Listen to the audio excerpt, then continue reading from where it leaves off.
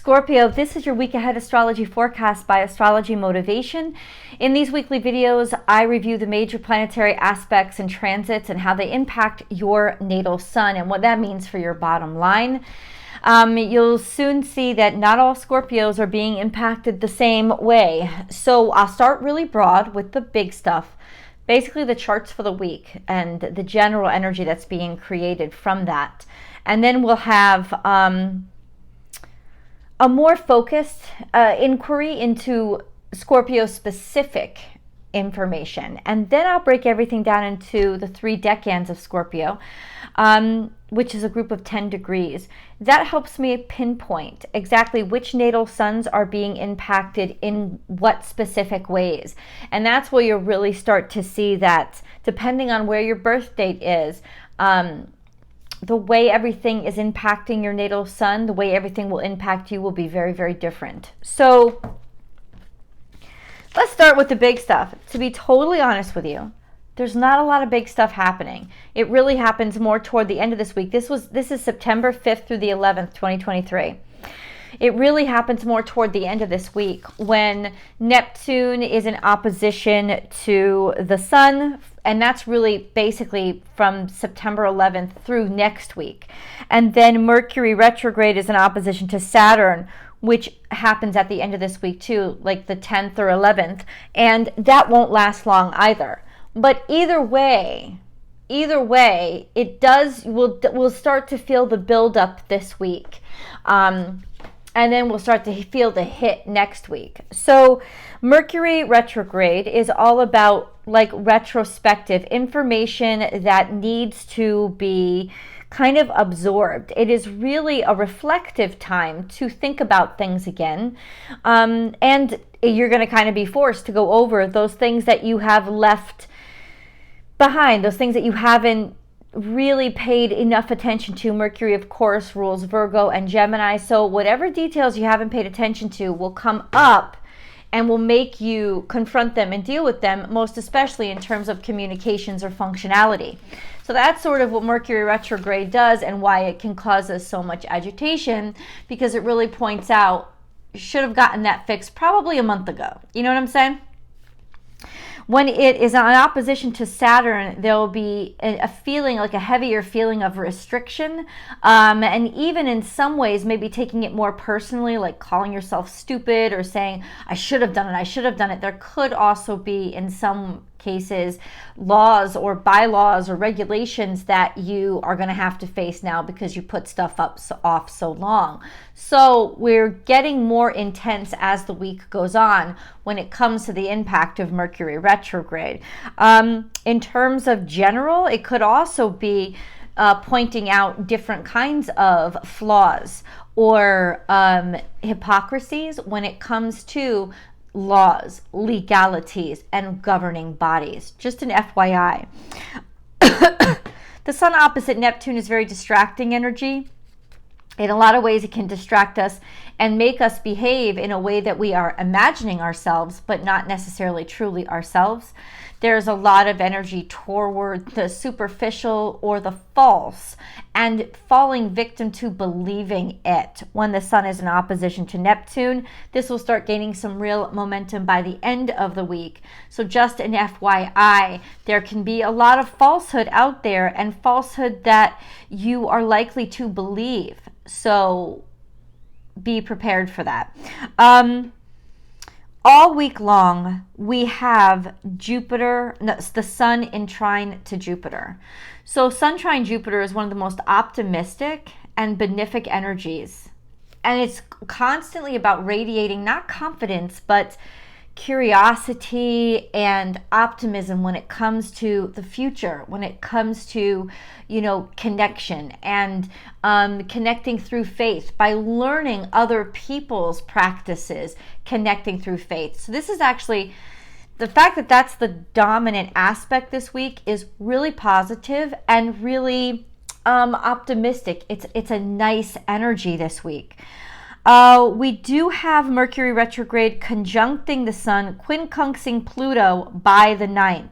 This gives us sort of insights in what needs to change, and it really intensifies, almost kind of like spurs us on to make those changes, to see those different, in other words, it's almost like we see things in a different way now, especially dynamics of ourselves that we've had to review and go over, and that will kind of cause more inspiration for change, especially toward the end of the week when we start to get those oppositions that can be quite gnarly. And then all week long, Venus is in a loose trine to Chiron that will intensify into next week. Venus trine to Chiron, we did this while Venus was in retrograde, and now that she's going direct, there's a lot of productivity that can be made, especially when it comes to healing your sense of self-worth, healing your sense of beauty, healing your sense of attractiveness, and maybe even healing some tough struggles that you've had to go through in your relationships. But it's really a lot more personal when Venus is trying to Chiron. Now, most of this week, Venus is also sextile to Mars. So, oh no, I'm sorry, that's not true. By the end of this week, Venus is sextile to Mars. But something really beautiful happens on the 11th that I want to talk to you about. I'm sorry, it says as of the 7th. I had to write this down, guys. I've got it all there for you. As of the 7th, Venus sextiles Mars. That's really optimistic energy. It's sexy energy, it's sexual energy, it's flirtatious energy, and it's really good energy for relationships, or especially for finding something. Since a sextile is all about productivity, if you don't have somebody, this is the time to go get one. However, even more intense is on the 11th. Rest in peace to anybody who had suffered from the 9/11 collapse. But at the end of this week, 9/11, September 11th, the moon will conjunct to Venus and sextile to Mars. And the moon gives Venus an extra glow of radiance, romanticism, and even optimism, because it's like dreamlike. It's also a lot of psychic energy and connecting and seeing beauty, maybe a little bit deeper and under the surface than you normally would. Sextile to Mars, this can make for very beautiful and emotionally gorgeous, emotionally generous connections. And I'm just going to call it out right now. That's a very romantic day. Odd that it is 9/11 for those of us in the States, but it is a very romantic day where a lot of real optimistic energy, a lot of movement can be made in an optimistic direction, especially when we start to see beauty on deeper levels. So let's get into Scorpio specific information, shall we? We have Mars and Pluto, which are your ruling dignitaries. Mars, your traditional ruler. Pluto, of course, your current ruler. Pluto's not doing much this week. He's pretty quiet, which is lovely, actually. Still sextile to Neptune, square the nodes, and trine to Uranus. That's all very long term to shift our consciousness and awareness and capabilities. But overall, that remains steady. So your big picture energy really remains steady this week, and that's very solid. Then we have Mars, which is your sort of more personal. It's more day to day. Your low. It's not low vibes. It's more practical, integral to your day to day energy. This is still your traditional ruler. Mars is moving between 5 and 9 degrees Libra. As of the 7th, Mars is sextile to Venus. And on the 11th, Mars sextiles Venus conjunct the moon. So that's really all I'm bringing out for major aspects to Mars right now. So even Mars in Libra, especially sextile to Venus, this is going to be really sexy, beautiful energy to really start comprehending and understanding each other. If only psychically, because of that conjunction to the moon on the 11th. This is beautiful energy, and it's also optimistic. So I like this energy for you guys. Let's go into the decan, shall we? So if you know that you're born, if you know that your natal sun is between 0 and 9 degrees Scorpio, you are a Scorpio 1, because your natal sun is in the first decan of Scorpio. So what does that mean for birthdays? Pretty much October Scorpios. If you know that so of course you know your birthday. Anybody born between October 22nd and October 31st is a Scorpio 1. Your natal suns for most of this week, I would say up until the 10th of this week, are semi-square to Mercury retrograde.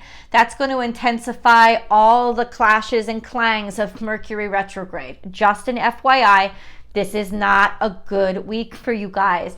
You'll stumble over your words, stumble over no important emails, no important document signings. Like, it's just not going to be your clearest mind. You'll be stumbling over yourself a lot because there's stuff from the past that you're thinking about that you want to get done. So it's better for you guys to pull back and be more reflective and let what has to be dealt with come to you instead of rushing for more stuff to do. You also have a semi-square to the sun all week long, which could curtails confidence in a way, and also kind of make you feel not as confident and not as energetic, and certainly not as optimistic. Just an FYI, this could also affect your romantic relationships because the sun does, of course, rule romance. Not a great time to meet new people, especially with that semi-square to Mercury retrograde.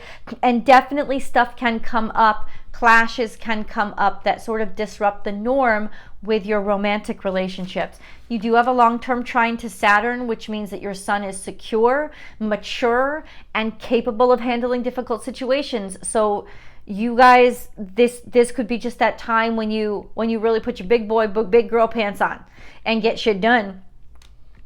Only if you're at the cusp, so this would be the cusp between Scorpio and Libra, around the 21st, 22nd, 23rd of October, you guys are quincunx to Neptune, which can be very distracting energy, and unless you use it for your creative purposes. And even then, it could make your head too far into your creative purposes or creativity. It's really good. It's like you're going to be inspired, but it could be to the distracting level. That's long-term, though, over the next couple of years. And then we have a square to Pluto only if you're at the cusp. So this is really game-changing, generating energy. It's almost like very disruptive energy in your life, like thinking thoughts and being inspired to do things that you were never interested in before, but now you find yourself interested in. Just an FYI, because that would mean that it is a transitional period for you guys. Yeah. So not the easiest week, but honestly could also be very productive. So let's go on to Scorpio 2s. If you know that your natal sun is between 10 and 19 degrees Scorpio, it's in the second decan of Scorpio, so you are Scorpio 2s. Your birthdays correlate to November 1st through the 11th, in and around there. Your natal suns are in a long-term quincunx to Chiron, which is especially true for those born around the 9th, 10th, and 11th of November. So for those of you especially, but all of you really, because Chiron has retrograded back to 18 degrees, so it's going to be impacting all of you for the next year or so. Scorpio 2s. A quincunx to Chiron just means you almost have a spur in your side. There's a lot of trauma, there's a lot of issues, there's a lot of challenges, and it's agitating and irritating. It's just what you do with the agitation and the irritation. Chiron wants you to be a better person. It wants you to understand how to deal with discomfort and frustration. It wants you to understand that, but it's not easy to deal with. So just an FYI, especially physically, you could be dealing with certain aches and pains that are challenging your mobility since Chiron is in Aries. But it's also going to be a sense of things that really hurt other people will impact you a great deal as well. And you may feel more inspired to stick up for people more than you normally have. We also have, we have a long-term opposition to Jupiter. This has been going on and will continue to go on for a while, especially since Jupiter is now in retrograde.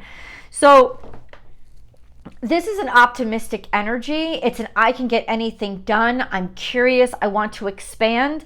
But it is possible of you getting ahead of yourself when you're just trying to do too much too quickly. That's the only caveat. Overall, that is an optimistic energy. You are square, your natal suns are square to Venus this week as well. And Venus is out of retrograde. So you can start seeing some momentum come back and some confidence come back. It's just more a sense of maybe you're not ready for it, or there are other hiccups and challenges. Sun square Venus can lead to arrogance. It can lead to being too shallow, essentially. It can. So that might be something you want to just be prepared for or watch out for, because it's great to have confidence and optimism. It's not great to expect everybody to see it, know about it, or talk about it all the time, because those expectations will disappoint you in situations and people that you don't have to be disappointed in. You know, maybe it just takes a longer time to get to know some people. You also have your natal sun is sextile to the current sun, which will give you a lot of confidence and a lot of productivity, as well as a lot of charisma to really be seen and given credit for things. And then you have a sextile to this Mercury retrograde through the 9th, which will kind of actually make it work for you. That rediscovery, that understanding of things that you didn't understand before, seeing details that you didn't pick up on before, can really help you and become very productive. As well, you won't feel the Mercury retrograde agitation as intense as other people. Let's move on to Scorpio 3s. So if you know that your natal suns are between 20 and 29 degrees Scorpio, you are Scorpio 3s. That correlates to birthdays between, say, the 12th and the 22nd of November. Your natal suns are in a long-term sextile to Pluto, which is giving you that formidable, I'm going to get things done, I'm going to change things, and people will follow you and trust you. And that's very powerful and productive energy. Over the next couple of years, that will be your guide and your blessing, especially being in sync with the changes of the world, because you are. Your natal suns are trine to Neptune. They're also in opposition to Uranus. So there is that sense of you're right there at the changing of the times. In terms of the opposition to Uranus, you could really feel a lot of stress and pressure when it comes to feeling oppressed, or feeling like people don't understand or respect your independence and individuality. And you'll feel a lot of tension around there, but there is still this broadening and expansion of new, recreating myself and disrupting the norm, very much an energy for however that plays out in your life, whether it's through technology, through what you do, or through what you say, through how you behave, or it's just something very personal. Depends on where all of this is happening in your specific houses. So just overall, it's an energy of extreme development, metamorphosis, and change. And then this week we have a semi-square to Mars. So your natal suns being semi-square to Mars can make you more impulsive. They can make you more likely to get injury or do injury to yourself. They can make you more, it can make you more likely to be pop-offish with people and to rush into things, especially physical activity, that you really weren't ready for, just to sort of show off, or because you feel you can when you're not ready. So it's really, really good anytime there's a challenging aspect between your sun and Mars, to think before you do, to slow yourself down enough to take the right steps forward. Count to 10 before you say anything to anybody, because anger can be a lot more likely during these times. Just an FYI. I love you guys so much. I hope this was helpful. If you loved it, share it with somebody else you think would find it helpful. And remember to like this video. Before you check out my Scorpio message over on Born Without Boundaries Tarot, be sure to subscribe to this channel so we can grow over here and develop. I love you guys so much. See you in the videos.